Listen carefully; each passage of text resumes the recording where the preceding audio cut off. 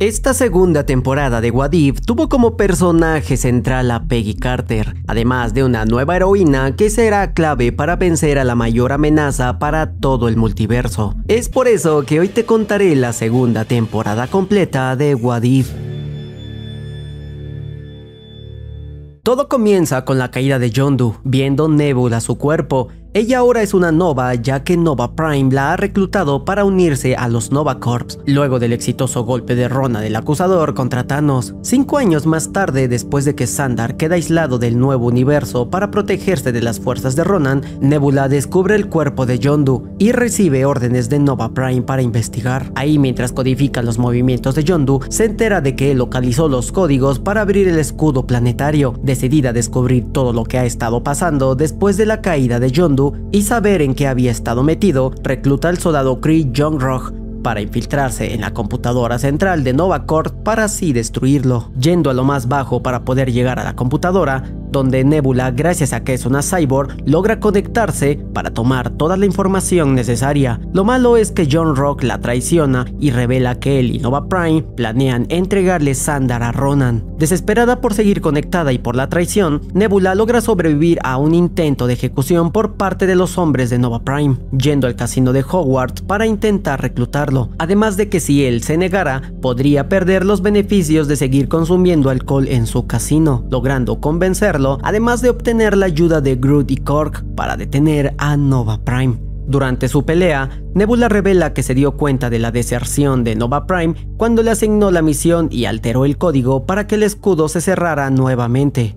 Cuando el Dark Aster ingresa a Xandar, destruye la nave y mata a Ronan, aunque también le dice que ya sabía de la traición, pero debido a que estaba muy abatida por la muerte de Yondu, no prestó atención a eso. Nova Prime intenta escapar, pero finalmente, gracias a todo lo que ha logrado Nebula, muere, pues no logra convencerla de ser una traidora. El escudo se vuelve a abrir mientras Nebula se prepara para seguir defendiendo Xandar, y Hogwarts no va a perder su licencia de venta de licor.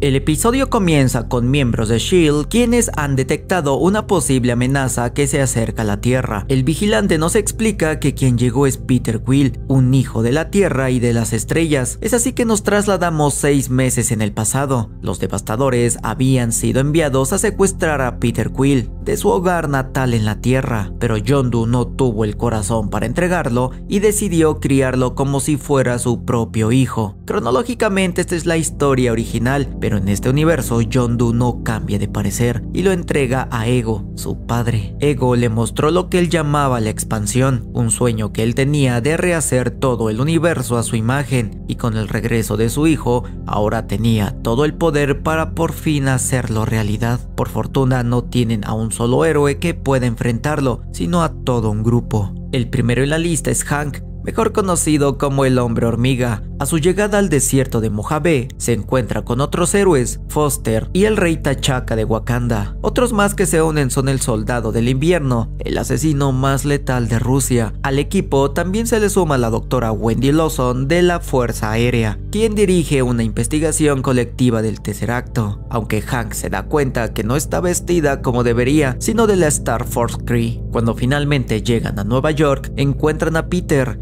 y todo el equipo se pone a sus posiciones para poder contenerlo. El primero en atacar es el Hombre Hormiga, quien los guía hasta una habitación llena de espejos, para que T'Chaka pueda activar unos láseres y contenerlo. Pero cuando descubre el plan de T'Chaka, explota de enojo y destruye todo. El mejor plan que todos pueden tomar es retirarse, pero Peter se los impide, y cuando todo parecía terminar para ellos, desde el cielo llega Thor, quien sin mucho esfuerzo logra noquear a Peter. Thor les dice que los ejércitos de los 9 mundos perecieron a manos de ese niño, siendo Asgard el último en caer. Thor les habla de la semilla celestial. Ego las usa para implantar su esencia en planetas de todo el universo. También les menciona que las semillas son el fusible de la expansión de Ego, pero este fusible debe ser encendido por el niño, y esa es la razón de su llegada. Mientras todo esto pasa, Cobb deambula por las instalaciones con la tarjeta de acceso de su padre, hasta llegar a donde donde se encuentra Peter, quien le dice que solo quiere volver a casa en Missouri, y con ayuda de las partículas PIM que robó también, lleva su celda a otro lugar y lo deja en libertad. Mientras Peter va a Missouri, Ego descubre que no puede conectarse con su hijo, y la razón es que la nave en la que llegó recibió daños severos, así que él personalmente tendrá que encargarse de la Tierra. Mientras todos hablaban, ven cómo la semilla se empieza a activar, y es porque Ego ha llegado a la Tierra. Todos los demás le harán frente para contenerlo, pero Ego crea un ejército utilizando la arena y se prepara para consumir la Tierra. Mientras todo esto pasa, Lawson ha encontrado al niño. Peter les dice que él no quería hacer nada de lo que hizo, sino que su padre se mete en su cabeza y lo obliga todo este tiempo, y su único deseo era volver a casa. Hank le menciona que él perdió a su esposa y Hope a su madre, y su hogar tampoco fue el mismo, pero si permite que las personas que lo rodean lo ayuden, podrá salir adelante. Bucky está a nada de dispararle al niño, pero después de escuchar las palabras de Howard y de mencionarle que si Steve Rogers estuviera ahí,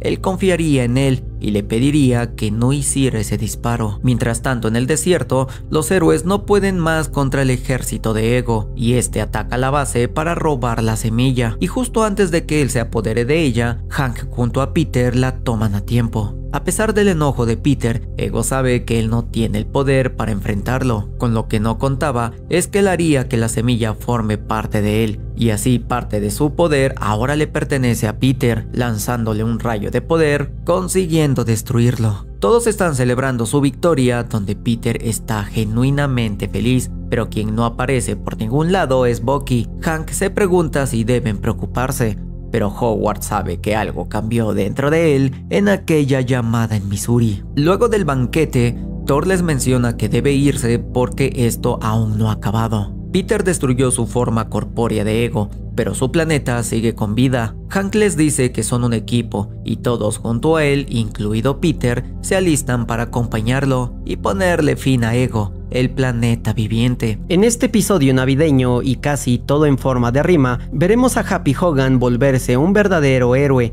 intentando salvar nada más y nada menos que la Navidad. Todo comienza con los Vengadores luchando contra un monstruo morado en la víspera de Navidad, aunque el vigilante nos dice que no puede comenzar por el final, sino justo por el inicio. En Nochebuena, a Happy se le asigna la tarea de ser el supervisor de la Torre de los Vengadores, principalmente porque como cada año se va a celebrar las fiestas anuales. Ahí está Justin Hammer y dos de sus seguidores que han escapado de prisión, que entran a la torre en busca de tecnología de Tony Stark y muestras de sangre de Bruce Banner como Hulk, creando un verdadero caos en la torre, y aunque María intenta detenerlos, resulta herida al tratar de detenerlos, buscando por toda la torre, y con varios intentos de Happy de no caer en la misión que ha emprendido, al intentar salvar la muestra de sangre de Hulk, a Hogan se le inyecta accidentalmente, lo que hace que se transforme lentamente en un monstruo púrpura parecido a Hulk, aunque él sí tiene control de sus emociones. Con los Vengadores ocupados en las fiestas navideñas y Jarvis inactivo, Hogan contacta a Daisy, quien tiene la tarea de encontrar una IA para reiniciar el sistema de la torre. Y justo cuando Hammer y sus seguidores tienen a Lewis y a Hill como rehenes,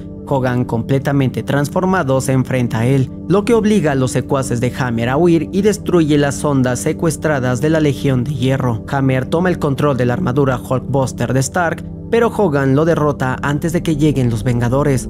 Mientras Hammer está bajo custodia, Hogan es elogiado por sus esfuerzos, mientras él y los Vengadores reanudan sus fiestas de Navidad antes de que llegue Thor. ¡Feliz Navidad a todos! Y que pase...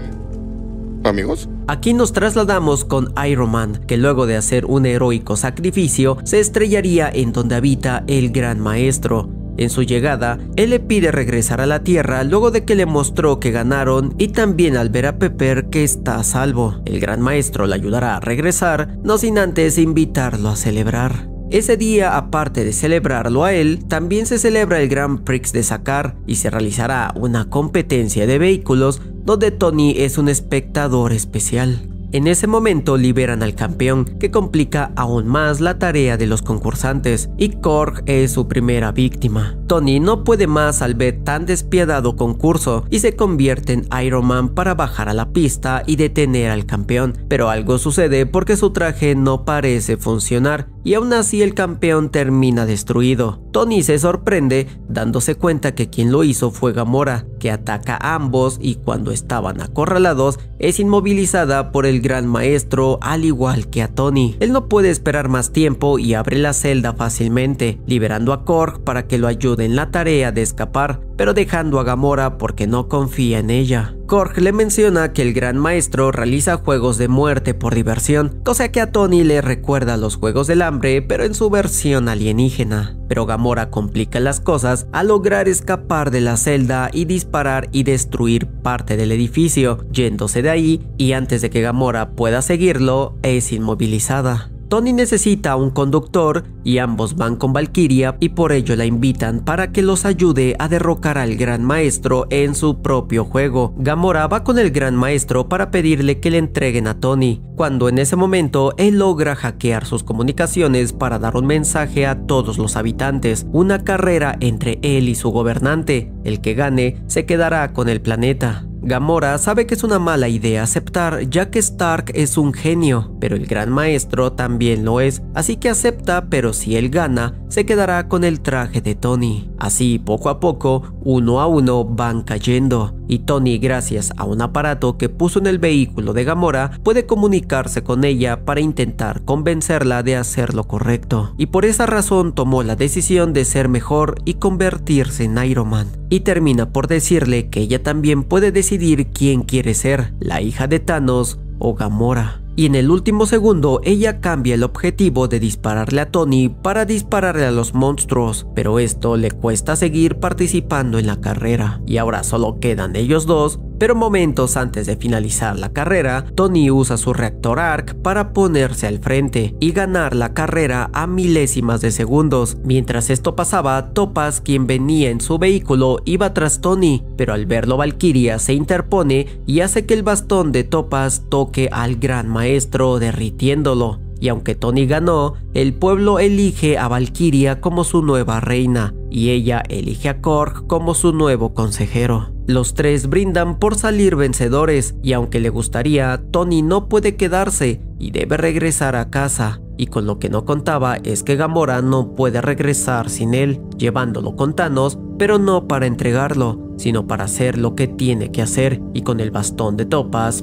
podrá forjar su propio destino. Todo comienza en Nueva York con el ataque de los Chitauri, donde Black Widow y la Capitana Carter se coordinan para hacer frente a la amenaza. Natasha hacía ejercicio cuando Peggy pasa por ella, ya que Fury quería verlas, y es para asignarles una misión en un barco, y es que en ese lugar se encuentra el Hydra Stomper. Recordemos que esta fue una armadura presumiblemente indestructible construida por Howard Stark, especialmente para Steve Rogers durante la Segunda Guerra Mundial. La Hydra Stomper sobrevuela cerca de ellas con el casco por debajo, permitiéndole a Peggy poder ver que efectivamente es Steve quien se encuentra dentro. Peggy no puede creer que Steve sea capaz de hacer eso, pero Natasha confirma que podría, siempre y cuando la habitación roja lo controlara. Y a pesar de todo, el Hydra Stomper no deja de ser una de las máquinas más peligrosas del mundo, además de que el Steve que conoció murió en el 53 y la cosa que está ahí dentro no es humana. El secretario de Estado, quien es Bucky Barnes, es la siguiente misión del Hydra Stomper, quien llega hasta la base para acabar con él. Por fortuna, la Capitana Carter llega para protegerlo para que él pueda escapar. Peggy le dice a Bucky que quien está dentro del traje es Steve y él sigue con vida. Cuando Natasha tiene en la mira el objetivo, Bucky se interpone para proteger a quien consideró su amigo e intenta convencerlo con palabras para que desista de lo que está haciendo. Esto evidentemente no funciona y Carter evita que le disparen al secretario y así empieza a atacarlo, y es justo en el aire donde logra dejarlo inconsciente y Natasha ayuda a meterlos dentro del jet antes de estrellarse juntos.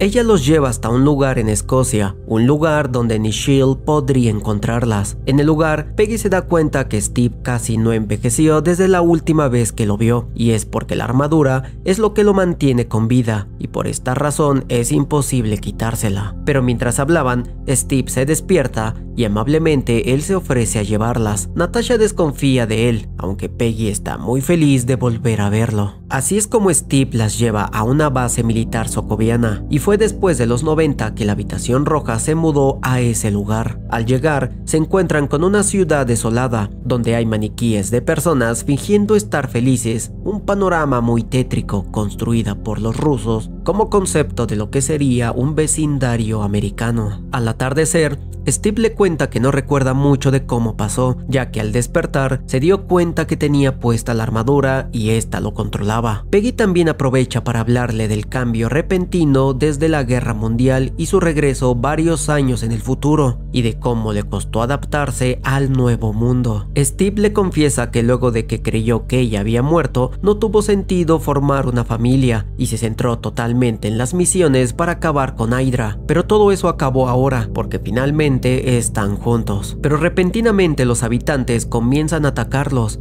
y los dos atacan y destruyen a los robots. El Hydra Stomper se desactiva y ambas también son dadas de baja por los robots. Ahí Peggy en lo alto ve a la infame habitación roja. En el lugar se presenta Melina, quien le pide el reporte a Rogers, y este comenta que la misión está cumplida. Widow no entiende por qué Bucky sigue con vida, pero la realidad es que él nunca fue el objetivo, sino fue la capitana Carter, ya que tenía que lograr que se alejara de los Vengadores y de S.H.I.E.L.D. y así poder llevarlas hasta ese lugar. Y es tal su fama que hasta en Rusia las niñas sueñan con ser la capitana Carter cuando crezcan. Debido al combate, la torre de agua se desploma, permitiéndoles a Natasha y a Carter esconderse momentáneamente, pero también para poder emboscar a las viudas, mientras que Carter enfrenta a la Hydra Stomper. Natasha logra dejar fuera de combate a sus hermanas y ahora tiene que enfrentar a Melina, quien le dice que estaba orgullosa de ella porque era una máquina asesina muy exitosa, pero al volverse una vengadora, se volvió una gran decepción para ella. Carter le pide a Steve dejar de pelear, tirando su escudo y pidiéndole perdón, diciéndole que quiere estar con él porque lo quiere, consiguiendo que él retroceda y se sacrifique para destruir a la habitación roja, oportunidad que aprovecha Widow para atar el pie de Melina a la armadura y así consiguiendo vencerla. Carter a lo lejos solo puede ver cómo la habitación roja se derrumba, causando una gran explosión en el lugar. Carter toma una decisión y es ir en busca de Steve, que debe estar en alguna parte porque sabe que aún puede ser salvado. ¿Y eso qué es?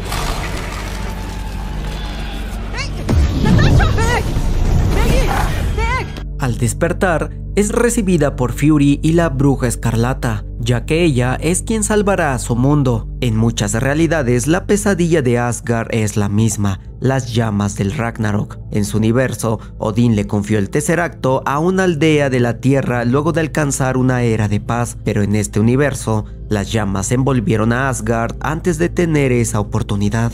La inminente destrucción de Asgard traería consigo nuevas maravillas. El Tesseracto sobrevivió al Ragnarok y este encontraría un nuevo lugar a cientos de miles de kilómetros de ahí, la mismísima Tierra. En este contexto conocemos a Kahori, una joven Mohawk, quien en su aldea jugaba con su pequeño hermano Wakta, hasta que llegan a un lugar donde encuentran esqueletos humanos, lugar que ellos conocen como el viejo campo de batalla. La razón es porque esas personas querían controlar el poder del lago, pero en ese momento escuchan un estruendo. En un inicio no saben qué es, pero lo que sí saben es que proviene de la aldea. Cuando regresan, esta se encuentra en llamas, y es que los colonizadores han llegado para matar y destruir todo a su paso. Ambos son vistos por ellos, por lo que Kahori junto a Wakta huyen tras una ráfaga de balas, pero en su huida caen en un hoyo accidentalmente, aunque este conducía a algo mucho más grande, un lago subterráneo. Cuando los enemigos bajan, se hace un enfrentamiento que resulta en un disparo que hiere a Kahori, quien cae en el lago. Mientras caía en lo profundo,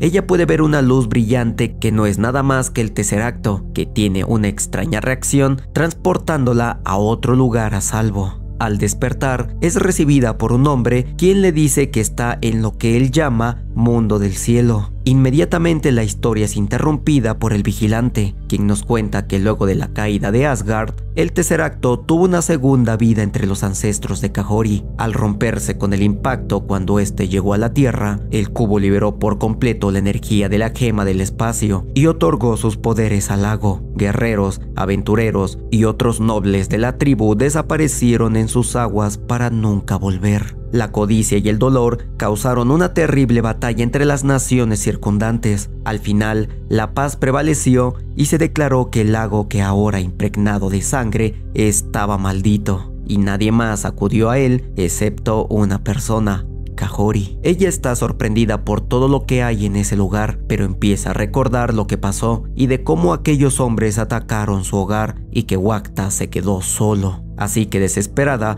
busca la manera de regresar, donde ella ve a lo alto la entrada a ese mundo. En la aldea, uno de los conquistadores se presenta como Don Rodrigo Alfonso Gonzalo, quien llega en representación de la colonia española. Él les dice que ha venido a reclamar la fuente de la juventud y por desgracia Wakta es capturado y llevado frente a él. Mientras tanto, con Kahori, a pesar de todo, intenta llegar al portal para regresar a casa, pero el portal está fuera de su alcance. Pero todo es interrumpido porque la caza ha comenzado y consiste en tener que domar unas bestias enormes que llevan consigo una fruta que tarda muchos años en germinar. Kahori, en su intento de caza, descubre que tiene habilidades especiales como una velocidad sobrenatural y la capacidad de levantar a una de esas bestias, consiguiendo varias para todos. Don Rodrigo es llevado hasta el lago prohibido con la esperanza de alcanzar la gloria de la inmortalidad, pero cuando algunos miembros entran al lago con la esperanza de hallarla, desaparecen repentinamente, pero es porque fueron transportados hasta el mundo del cielo. Don Rodrigo cree que realmente el lago está maldito, por lo que da la orden de encadenar a todos para partir hacia España. Mientras los aldeanos festejaban, los conquistadores los rodean y disparan sus armas contra ellos, pero Kahori los ve a tiempo y utiliza sus poderes para detener las balas y someter a los españoles. Ella enfurece con los de la aldea porque han pasado demasiado tiempo en ese lugar que han olvidado los peligros de afuera. El espíritu de esa tierra los hizo fuertes y les otorgó dones a cada uno, y ella no puede quedarse ahí mientras ve cómo su pueblo es destruido. Con estas palabras, ella despierta el poder de la tierra y trayendo para todos el portal por donde llegaron, porque si todos ellos se quedan ahí para siempre, nunca aprenderán a moverse. Antes de zarpar, los españoles escuchan un ruido y ellos al verla creen que es una hechicera. Intentan todos acabar con ella, pero con los nuevos poderes que ella ha adquirido, nadie puede hacerle frente. Como ven que las armas no son suficientes, el comandante da la orden de disparar sus cañones y al ser demasiados, Kahori no puede detenerlos a todos. Y cuando estaban a punto de acabar con ella, sus hermanos aldeanos llegan a tiempo para salvar a todos los prisioneros y acabar con el ejército español. Con la reina de España, ella es informada que ninguno de los hombres enviados ha regresado, no teniendo más remedio que aceptar que ha perdido el nuevo mundo. La reina se muestra incrédula ante esa afirmación, cuando repentinamente Kahori junto a miembros del Nuevo Mundo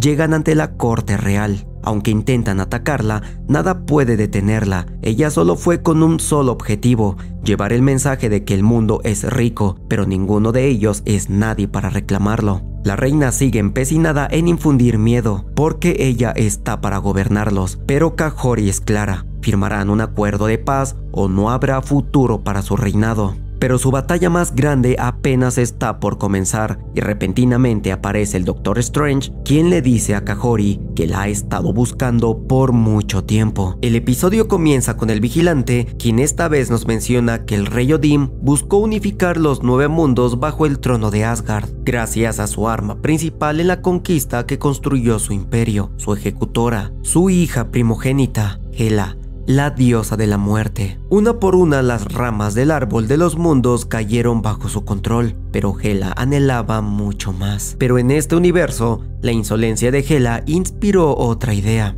y Hela le diría a su padre que es irónico que le pida abandonar la pelea, ya que ella fue criada precisamente para eso, y le pide que debe entender que sin una pelea ella no es nadie, para luego lanzarle el Mjolnir que Odín fácilmente detiene, y le menciona que ningún dios debería tener el control sobre la muerte cuando siente tan poco respeto por la vida, destruyendo con facilidad el Mjolnir para luego despojarla de sus poderes y la destierra enviándola al planeta Tierra. La corona terminaría por caer en las montañas en alguna región de China, donde más tarde sería encontrada por los hombres del maestro Wenwu, apareciendo Hela en ese momento en medio de todo el ejército de Wenwu e intenta intimidarlo, pero se da cuenta que no funciona, y peor aún cuando quiere hacerle frente a su ejército, pero Hela ya no tiene sus poderes, quien no duda en usar sus anillos para someterla. Hela sabe que ese poder no proviene de ese planeta, y le menciona que si tan solo tuviera su corona, él estaría arrodillándose ante ella. Hela intenta tomar la corona, pero no puede levantarla, entendiendo de esta manera que ahora ella ya no es digna de ser llamada la diosa de la muerte. Wenwu decide que la acompañe a cenar, pero antes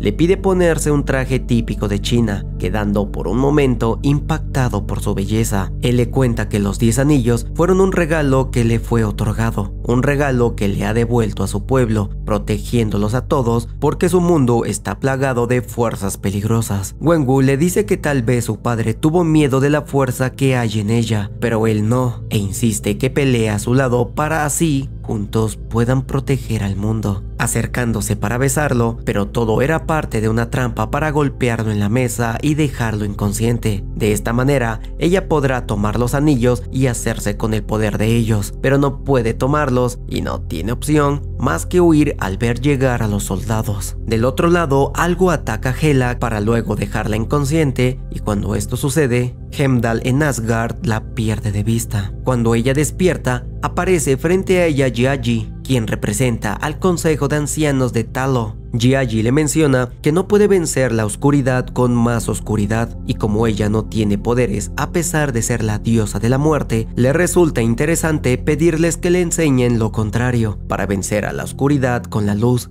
Pero Heimdall le habla de un hombre que está en posesión de un enorme poder, los 10 anillos, y es tal ese poder que incluso son capaces de destruir a un dios. Odín, al enterarse de que si en verdad existe un poder así en Midgard, no sabe lo que su gente es capaz de hacer, y por lo tanto su era de paz podría verse interrumpida.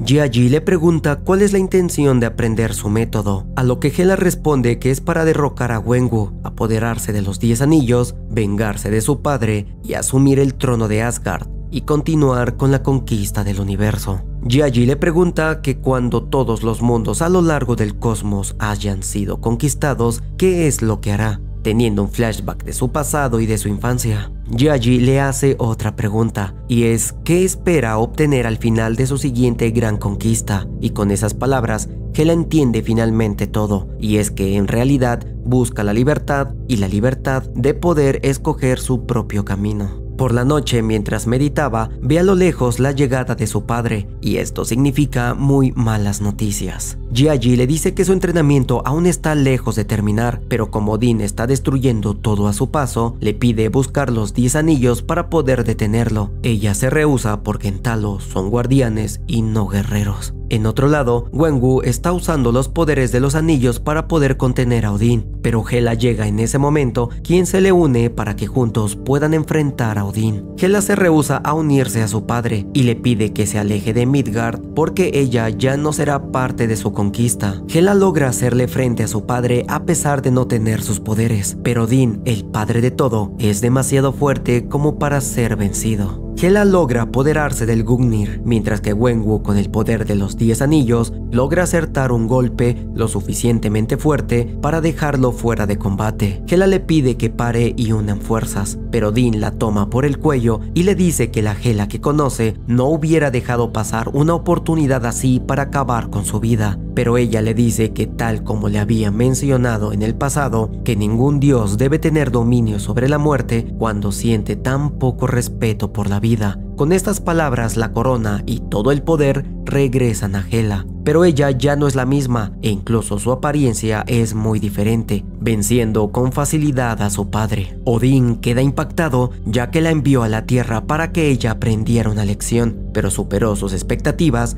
y le dice que si desea el trono es de ella, porque se lo ha ganado. Esta vez Hela tiene una nueva visión y lo hará solo para disolver su imperio, y cuando termine, los 9 mundos serán libres y el cosmos le seguirá entonces. Un imperio no de conquistadores, sino de libertadores. Libertadores, cuya campaña por todo el universo demostraría por siempre que hasta el corazón más oscuro puede conocer la paz. El episodio inicia en Asgard en 1602. Ahí Thor les advierte de una fisura en el cielo que está succionando a su hermano, que es salvado por la capitana Carter, pero inmediatamente Hela también es succionada frente a Thor, acusando a Carter de estar maldita. Como Thor pide que la capturen, Carter le roba a Loki su Yorick. Mientras tanto, Thor se da cuenta de que la hora oscura en su mundo está cada vez más cerca, no perdonándole a la capitana la desaparición de su hermana. Por esto, la Bruja Escarlata le dice que aunque las cosas no salieron como ella esperaba, aún cree que ella es la clave para que todo mejore, aunque también siente que hay alguien más, un viajero perdido que no sabe que está provocando ciertos colapsos en su mundo. Esto es observado por la capitana, que es vista por Nick Fury, alentándola a que haga justo lo que acaba de decir la bruja y encuentre a ese viajero perdido como su misión y así salvar esa realidad. Al otro día, en un granero, la capitana despierta a Tony de esa realidad, que investiga el cráneo que le robó a Loki, encontrando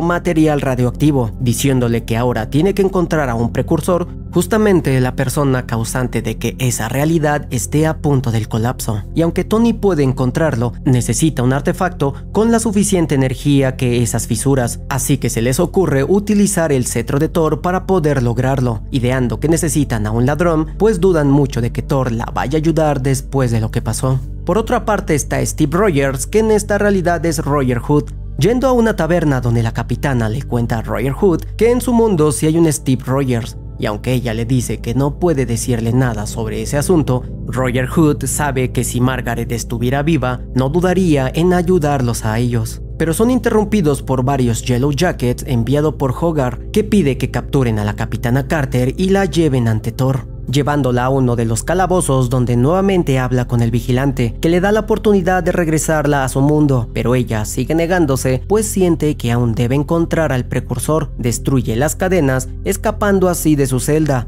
encontrando al monstruo con la máscara de hierro, sacando a Hulk que lleva dentro, justo lo que la capitana había estado esperando. Ella se sube a su espalda aprovechando que él destruye las paredes, llevándolo con Tony, que le muestra su nuevo invento en el que estuvo trabajando toda la noche, un artefacto para revelar el precursor y regresarlo al lugar de donde había llegado. Solo necesita la gema del cetro. Ahí Carter les dice que el plan es entrar disfrazados, pues habrá una sesión en la corte, mezclándose entre la multitud, mientras que Tony llevará el artefacto y todos actuarán cuando vean la señal. Aunque nuevamente la fisura vuelve a aparecer, y aunque la Bruja Escarlata intenta detenerla, Hulk aparece para decirles que esa es la señal para robar la gema. Todo esto es aprovechado por la capitana, que logra llegar hasta Thor para pedirle que le dé el cetro. Es así que la capitana se enfrenta con Thor, con la ayuda de su escudo, a la vez de que Hulk pelea con Hogan. Tony es llevado por Lang para tomar el cetro del rey. Esto es visto por la Bruja Escarlata, que ataca a Thor diciéndole que lo lamenta, pues ya no hay tiempo que perder y necesitan la gema del cetro, que es tomada por Nick Fury pidiéndole que le den el cetro a Stark. Así es justo que la bruja se le acaba su poder y el tiempo está en su contra, revelando así al precursor, quien es nada más y nada menos que el mismo Rogers. Ahí Steve les dice que tiene un pequeño recuerdo, una pelea que tuvo con Thanos, siendo él el Capitán América, pero en su enfrentamiento logró golpear una de sus gemas, llevándolo a 1602. Es así que ambos se lamentan de que nunca tendrán su final feliz, y a pesar de que Peggy no quiere perderlo de nuevo, todos saben que es lo correcto, y Steve, para salvar ese universo, hace lo que tiene que hacer, regresando así a su universo original, pero salvando esa realidad. Devastada, la capitana Carter va a tomar un trago, cuando alguien llega sorpresivamente. Ella piensa que es el vigilante, pero para su sorpresa no es él, sino el Doctor Strange, quien le menciona que tiene una historia que contarle. Peggy le dice que si puede llevarlo a casa, y Strange le menciona que haría lo que sea por una guardiana del multiverso, quien la lleva al Sanctum Infinitum y le muestra a Ultron Infinito, a Thanos, a Loki, a seres con poderes incalculables que buscan destruir sus universos, lo mismo de siempre. Peggy en ese momento ve que Strange está reuniendo destructores de universos y, como todo trabajo difícil, alguien tiene que hacerlo. Pero antes necesita pedirle su ayuda para resolver algo. Strange la lleva a la habitación para mostrarle cuál es ese villano, aunque más bien es una mujer. Él le menciona que le perdió el rastro en los páramos de Dakota del Sur. Bueno, lo que queda de ellos en ese universo. Aunque otra duda le surge a Peggy, porque es un trabajo que perfectamente Strange podría hacer, pero como en ese mundo nadie conoce a la capitana Peggy Carter, es por eso que está ahí pidiéndole ese favor. Y para esta misión, Strange le cambia sus vestiduras por unas más modernas, ya que aún traía las de 1602. Ahí el vigilante acompaña a Peggy Carter y le dice que la bomba del Proyecto Renacimiento tuvo un mayor impacto en ese universo, y ni ella ni Steve Rogers sobrevivieron. Sin la Capitana Carter o el Capitán América para detenerlos, Hydra liberó el poder del Tesseracto, ganó la guerra y destruyó el mundo en el proceso. Peggy en ese momento ve una luz azul que empieza a rodearla, y quien la está atacando es Kahori, quien adivina que Strange le pidió salvar el multiverso, y Peggy piensa que ella es a quien debe capturar, pero ella no es la destructora de universos, quien sí lo es Strange. Y en ese instante él se lleva de vuelta a las dos y comienza a atacar a Kahori. Ella le dice si le habló de la forja,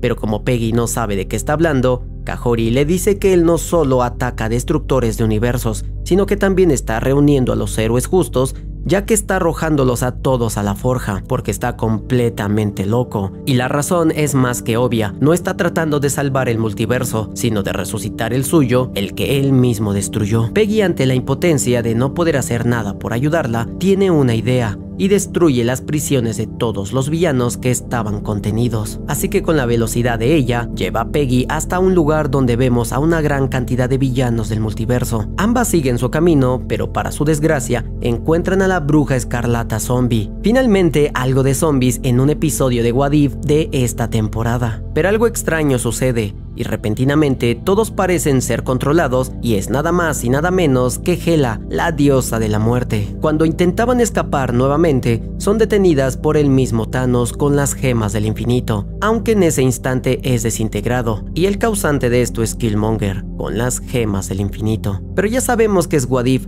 las gemas del infinito ya están muy nerfeadas, y Kahori lo único que hace es tomar su cuerpo dentro de la armadura y enviarlo a otro lado, despojándolo así de estas gemas. La capitana Peggy se coloca las gemas del infinito, y ahora con el poder de ellas podrá hacerle frente a Strange. Las dos llegan a la forja, donde él ya está empezando su plan de enviarlos a todos a ese lugar, pero él ya los esperaba. Ambos lo atacan directamente, y él les envía un dragón que les complica bastante las cosas. El molesto abre varios portales y lleva a todos los villanos del multiverso para arrojarlos a la forja. Ahí Kahori, al ver que la protección que rodea la forja se está debilitando, ella puede enviar a todos a casa. Strange no puede creer lo que está sucediendo, y nuevamente hace que todos caigan directo a su prisión. Y aunque ya se había tardado, la capitana usa la gema del tiempo para detenerlos a todos, pero no hay ningún maestro de la gema del tiempo como el mismo Strange, continuando con su plan, ya que está decidido a que su mundo vuelva,